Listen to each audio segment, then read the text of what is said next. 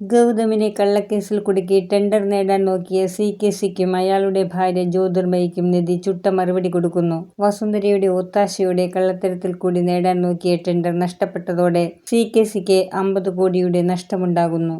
വസുന്ധര സിയെ ചതിച്ചതാണെന്ന് കരുതി തെറ്റിദ്ധരിച്ചതോടെ വസുന്ധര നേരിട്ട് സിയെ കാണാനായി എത്തുന്നു. നിധി അവരെക്കാൾ ബുദ്ധിപരമായി നീങ്ങിയതുകൊണ്ടാണ് സി കൊടുക്കാനിരുന്ന ടെൻഡർ തുക നിധി മനസ്സിലാക്കിയതെന്നും ഇനി മുതൽ നിധിയെയും ഗൗതമിനെയും തോൽപ്പിക്കാൻ നിങ്ങളോടൊപ്പം ഞാനും ഉണ്ടാകുമെന്നും വസുന്ധര പറയുമ്പോൾ സിക്കും ജ്യോതിർമയിക്കും വസുന്ധരയോടുള്ള തെറ്റിദ്ധാരണ മാറുന്നു. പ്രണവിനെ ഗൗതം കൊലപ്പെടുത്തിയെന്ന് പറഞ്ഞ് കള്ളക്കേസുണ്ടാക്കിയാണ് ഗൗതമിനെ സി ജയിലിലാക്കുന്നത്. സിയുടെ ഗുണ്ടകളാണ് പ്രണവിനെ പിടിച്ചു വെച്ചിരിക്കുന്നതെന്ന് സിയുടെ വീട്ടിൽ താമസിക്കുന്ന ശിവാനിക്ക് പോലും അറിയില്ല. ശിവാനി അറിഞ്ഞാലും പ്രണവിനെ കൊല്ലാൻ കൂട്ടുനിന്നാൽ കോടികൾ അവൾക്ക് കൊടുക്കാമെന്ന് പറഞ്ഞാൽ അതിനും കൂട്ടുനിൽക്കുന്നവളാണ് ശിവാനി. പ്രണവിന്റെ വിചാരം ഗൗതമാണ് അവനെ കൊണ്ടുപോയി തടവിലിട്ടിരിക്കുന്നതെന്നാണ്. പ്രണവ് ഗുണ്ടകളോട് ടോയ്ലറ്റിൽ പോകണമെന്ന് പറയുന്നു. അവർ കൊണ്ടുപോകുമ്പോൾ വടികൊണ്ട് ഗുണ്ടകളെ അടിച്ച് രക്ഷപ്പെടാൻ നോക്കുന്ന പ്രണവിനെ സി പുറകിൽ നിന്നും തലക്കടിച്ച് ബോധം കെടുത്തുന്നു.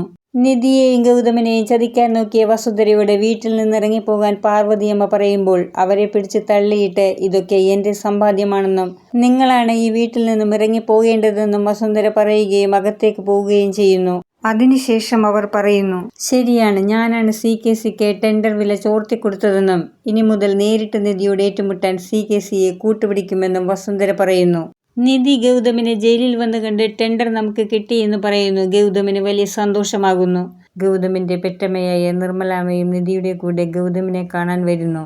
എത്രയും വേഗം ഗൗതമിന് ജാമ്യം എടുക്കണമെന്ന് നിധി പറയുന്നു. പ്രണവിനെ കണ്ടുകിട്ടാതെ എനിക്ക് എങ്ങനെ ജാമ്യം കിട്ടുമെന്ന് ഗൗതം പറയുമ്പോൾ അതിനൊക്കെ ദൈവം ഒരു വഴി കാണിച്ചു തരുമെന്ന് നിധിയും പറയുന്നു. ജാമ്യത്തിനായി കോടതിയിൽ വരുന്ന നിധിയെ പരിഹസിച്ച് സി പറയുന്നു, ഭർത്താവിനെ ശരിക്ക് കണ്ടോളൂ, ഇനി അടുത്തെങ്ങും കാണാൻ കഴിയില്ലെന്ന്. ഗൗതമിന്റെ അഡ്വക്കേറ്റ് എന്തെങ്കിലും തെളിവുകൾ നിരത്തിയിട്ട് ഗൗതമിന് ജാമ്യം കിട്ടുമെന്നാണ് നിധിയുടെ വിശ്വാസം. എപ്പോഴൊക്കെ സിയും ശിവാനിയുമായി നിധി ഏറ്റുമുട്ടിയിട്ടുണ്ട് അപ്പോഴൊക്കെ നിധിക്കും ഗൗതമിനുമായിരുന്നു വിജയം. ആ ഒരു വിശ്വാസത്തിലാകും നിധി ഗൗതമിനോട് എന്തായാലും ജാമ്യം കിട്ടുമെന്ന് ഉറപ്പു നൽകിയത്.